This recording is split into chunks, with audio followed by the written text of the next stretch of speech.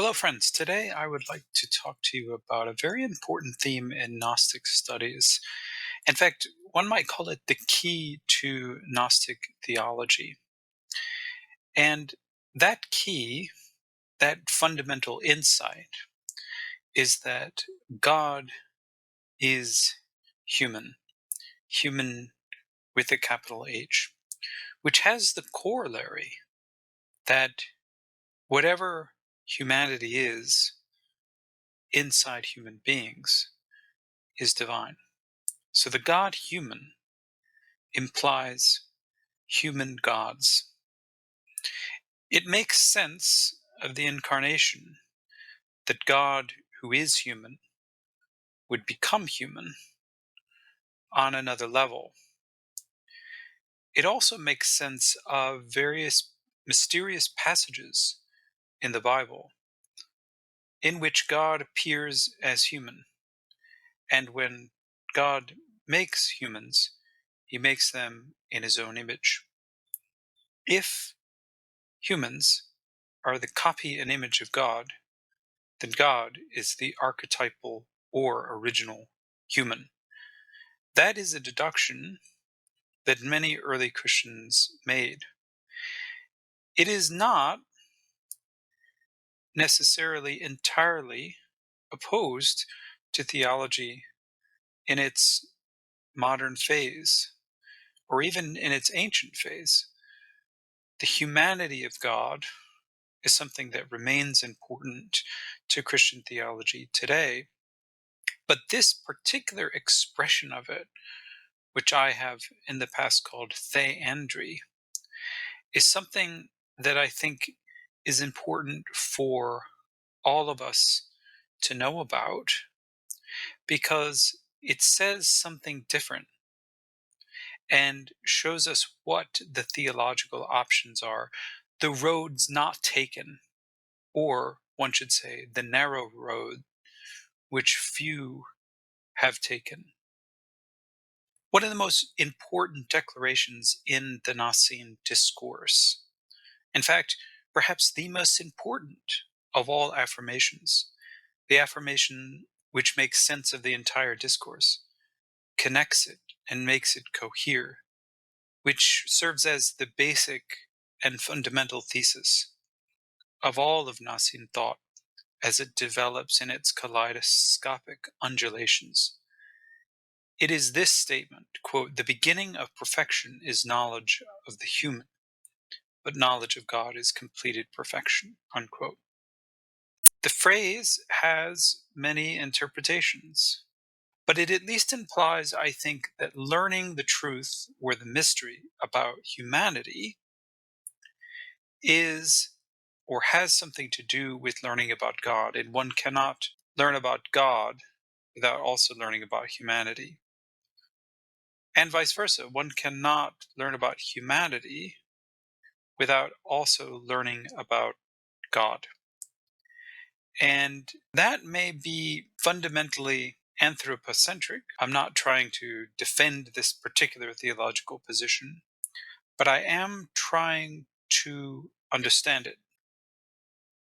But it wasn't only the Nacenes who were making these sorts of declarations in antiquity. In the 2nd century, Irenaeus quotes a Valentinian group or writing which records the following, quote, "This is the great and hidden mystery, that the power which is above all and contains all is called human," unquote.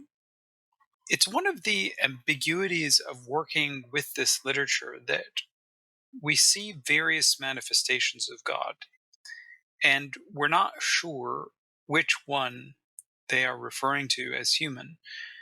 In Orthodox theology, the human God, or the God who becomes human and stays human, is a second tier deity, the Logos. And the question is, for early Gnostic theologians, were they referring to the high or superior deity, or were they also referring to a second tier deity? Well, that is what we will discuss here, with the important caveat that those two tiers of deity can also be viewed as consubstantial of the very same essence. The goal of this episode is to see, however, how ancient interpreters got from point A to point B, so to speak. How did they get to the insight that God was human?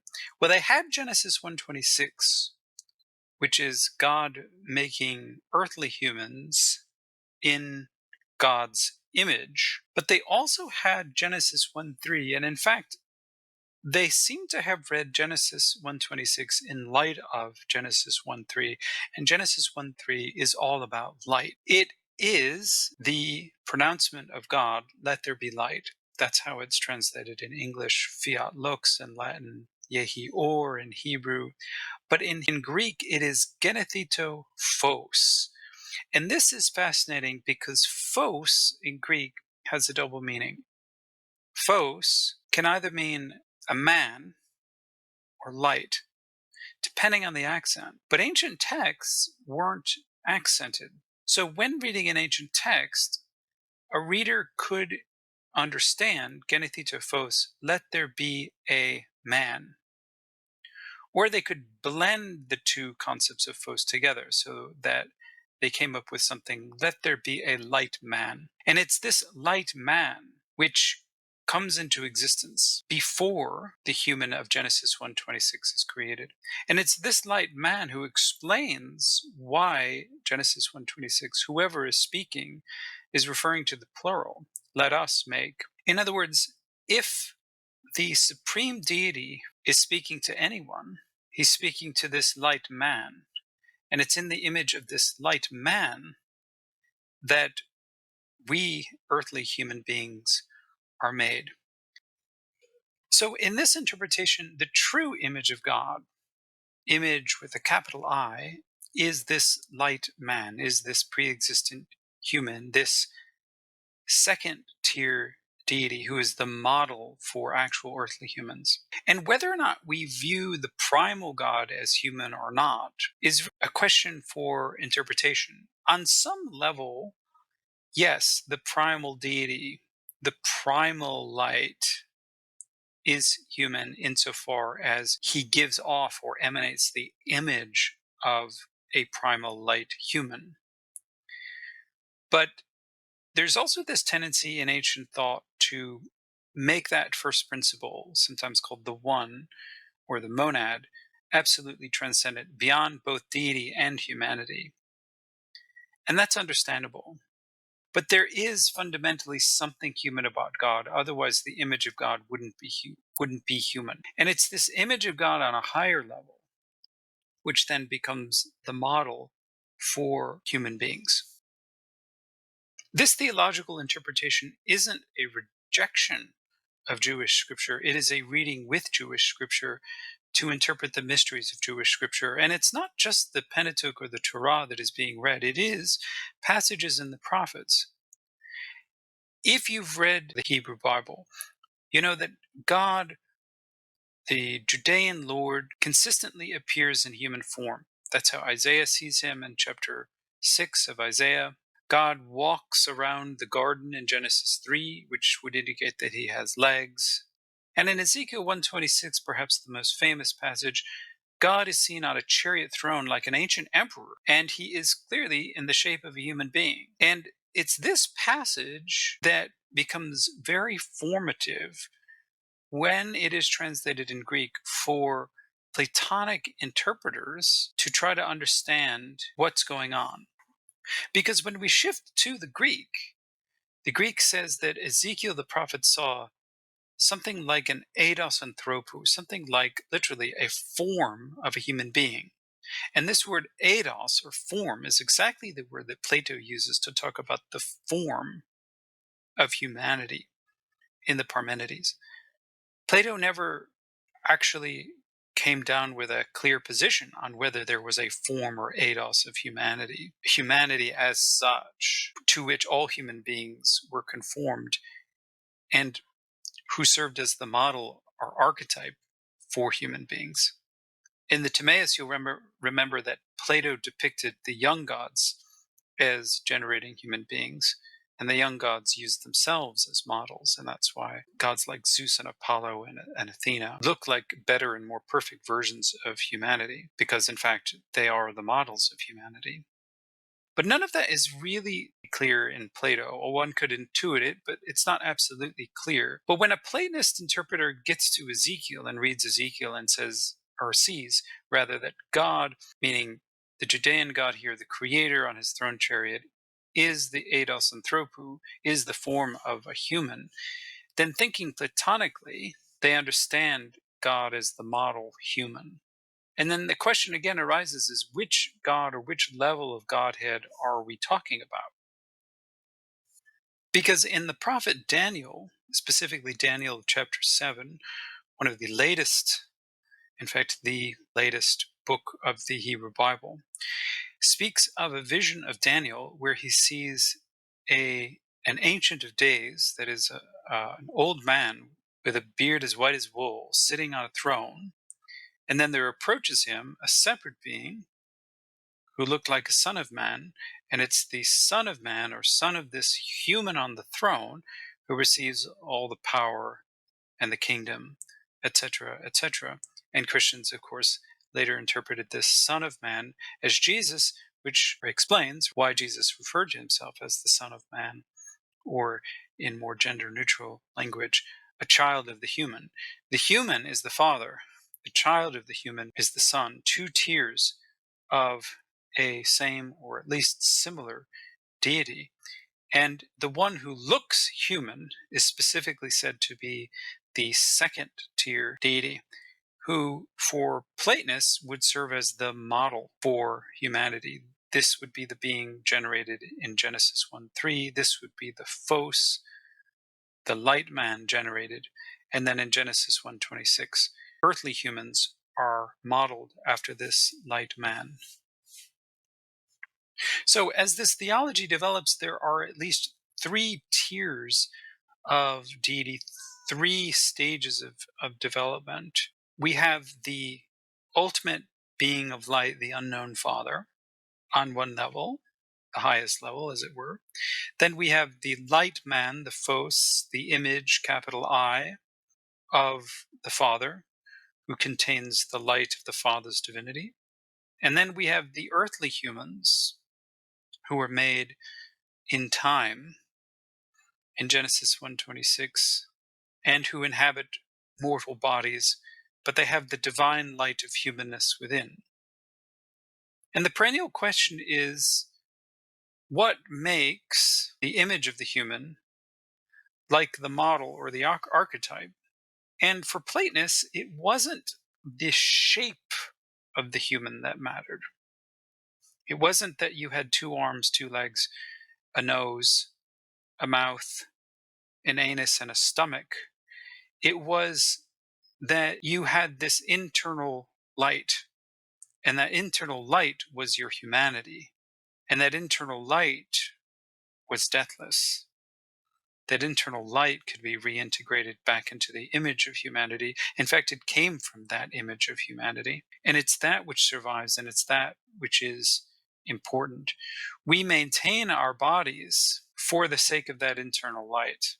But our true humanity is that internal light. It's that internal light which causes our bodies to stand and to be alive and to think and to be creative. It's that which makes us who we are. It's that which makes us divine. And without it, we simply fade into nothingness, into dust. And one might think that that's all that humanity was. But it isn't. There is that internal light. That light goes through a process. It originates at the highest level, but it is mediated through the light man. And it's that light man whom Christians interpreted as Christ. But in other traditions, one could interpret him, of course, in a more universal sense. And there are ways of comparing this kind of theology with other forms of religious thought from across the globe. All of this makes sense of the saying in the Gospel of Thomas attributed to Jesus that he is the light above them all. And it's this inner light which comes into humans so that humans can become the children of light.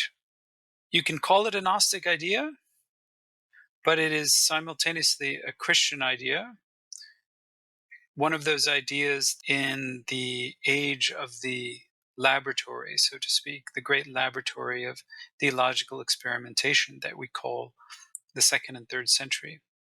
This theology survives in the texts of Nag Hammadi and in other early Christian texts. It continues today. It has not died. And this mode of interpreting is also a live option for people today. One always has to negotiate truth. And my task here is not so much to tell you what is true or what is not true, but to reverse engineer what these thinkers in ancient times were doing, what they were basing their thought on, or what they thought they were basing their thought on, so that we can understand it, evaluate it, accept it, or reject it. But at least we will be better for understanding it. And we'll understand more of what we mean when we talk about fundamental human rights and fundamental human value, and about connections between God and humanity, and about why God is called parent of the eternities in these Gnostic Christian texts. It's my pleasure to bring these episodes to you. I hope that they are useful to you. If you're seeking more information, I've got an article that I've written on this topic in 2014, and I've attached it to my Patreon on the True Scholar tier. And so I encourage everybody to go check that out. It's called The God, Human, and Human Gods. For now, I want to thank everybody for coming along. Leave a like and a comment. Let me know what you think. I'll take questions over Patreon. All the best and take care.